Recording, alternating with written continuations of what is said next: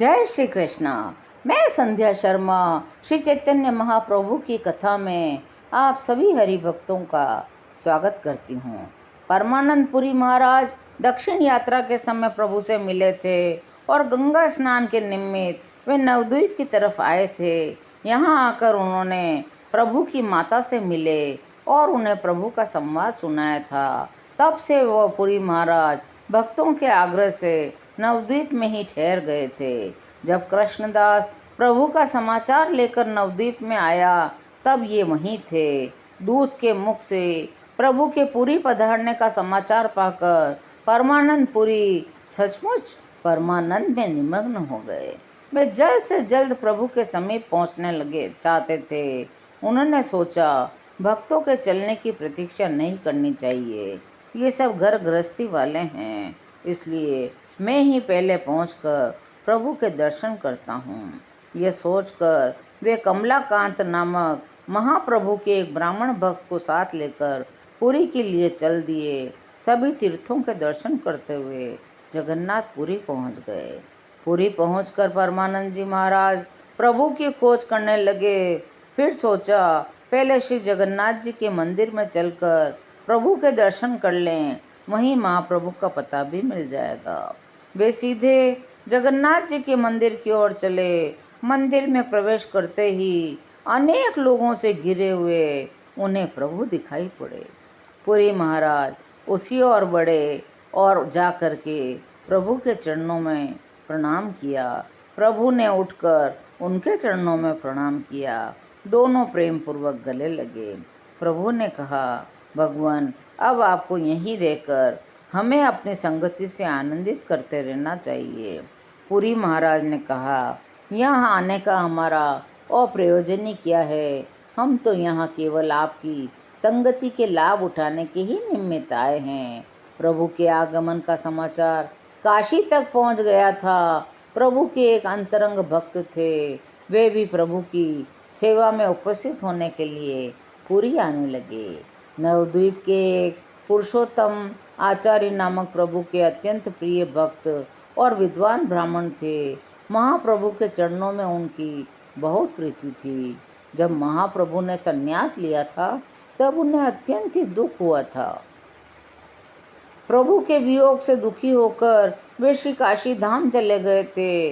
वहाँ स्वामी चैतन्यानंद जी महाराज से उन्होंने संन्यास की दीक्षा ले ली।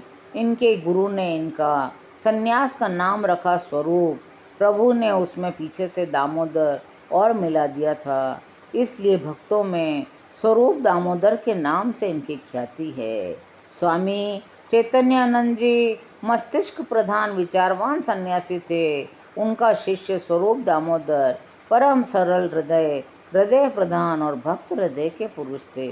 इसलिए वे अपने गुरु के पथ का अनुसरण नहीं कर सके। उनका हृदय तो साकार प्रेम स्वरूप श्री कृष्ण की भक्ति के लिए तड़प रहा था। वे गुरुदेव की आज्ञा का पालन नहीं कर सके। जब उन्होंने सुना कि महाप्रभु दक्षिण की यात्रा करके पुनः पुरी में आ गए हैं, तब उनसे वाराणसी में नहीं रहा गया।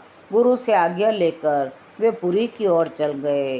प्रभु ने उनको देखते ही बड़े प्रेम से अपने गले से लगा लिया। तब से वे प्रभु के सदा साथी रहे। महाप्रभु का सभी भक्तों से बड़ा ही स्नेह था। महाप्रभु के मनोगत भावों को सभी भक्त ऐसे समझ लेते थे, अमुक विषय में महाप्रभु की क्या सम्मति होगी, ये सरलतापूर्वक भक्त बता देते थे। एक दिन एक सरल से पुरुष ने आकर प्रभु के चरणों में प्रणाम किया। हटकर हाथ जोड़कर खड़ा हो गया। प्रभु के समीप उस समय सार्वभौम भट्टाचार्य, नित्यानंद जी आदि बहुत से भक्त बैठे थे। प्रभु ने उस विनयी पुरुष से पूछा, भाई तुम कौन हो, कहाँ से आए हो? उसने बड़ी सरलता के साथ उत्तर दिया, प्रभु मैं पूज्य श्री ईश्वरपुरी महाराज का भृत्य हूँ। पुरी महाराज मुझे गोविंद के नाम से पुकारते थे। सिद्धि लाभ करते समय मैंने उनसे प्रार्थना की थी कि मेरे लिए क्या आज्ञा होती है। तब उन्होंने मुझे आपकी सेवा में रहने की आज्ञा दी। उन्हीं की आज्ञा को शिरोधार्य करके मैं आपके श्री चरणों में उपस्थित हुआ हूँ। मेरे एक दूसरे गुरु भाई काशीश्वर हैं, वे तीर्थ यात्रा करने के निमित्त चले गए हैं। तीर्थ यात्रा करके वे भी श्री चरणों के समीप आकर रहेंगे। अब मुझे जैसी आज्ञा हो वो मैं करूं। प्रभु का गला भर आया। पुरी महाराज के प्रेम का स्मरण करके कहने लगे, पुरी महाराज का मेरे ऊपर सदा वात्सल्य स्नेह रहा है। यद्यपि मुझे मंत्र दीक्षा देकर न जाने वे कहाँ चले गए, तब से फिर मुझे उनके दर्शन ही नहीं हुए, लेकिन वे मुझे नहीं भूले, मेरा स्मरण उन्हें बना ही रहा। सार्वभौम ने कहा, प्रभु गुरु की आज्ञा सबसे श्रेष्ठ होती है। ये गोविंद बड़ा सुशील है, नम्र है, आपके चरणों में इसका स्वाभाविक अनुराग है। इसे सेवा का अप्राप्य सुख प्रदान कीजिए और अपने गुरु महाराज की इच्छा पूर्ति कीजिए। भट्टाचार्य जी की सम्मति को प्रभु ने स्वीकार कर लिया और गोविंद को अपने शरीर की सेवा का कार्य सौंप दिया। उस दिन से गोविंद सदा प्रभु की सब प्रकार की सेवा करते थे। वे प्रभु से कभी पृथक नहीं हुए। 12 वर्ष तक जब प्रभु को शरीर का बिल्कुल भी होश नहीं रहा, तब गोविंद जिस प्रकार माता छोटे पुत्र की सेवा करती है, उसी प्रकार सभी सेवा किया करते थे। इनका प्रभु के प्रति वात्सल्य और दास्य दोनों ही प्रकार का स्नेह था। प्रभु के पैरों को अपनी छाती पर रखकर सोया करते थे और सब चीज़ों को बता बता कर अमुक वस्तु अमुक ने भेजी है, इस तरह प्रभु को आग्रह पूर्वक खिलाते थे। इनके जैसा सच्चा सेवक त्रिलोकी में बहुत ही दुर्लभ है। आज की ये कथा यहीं विराम लेती है।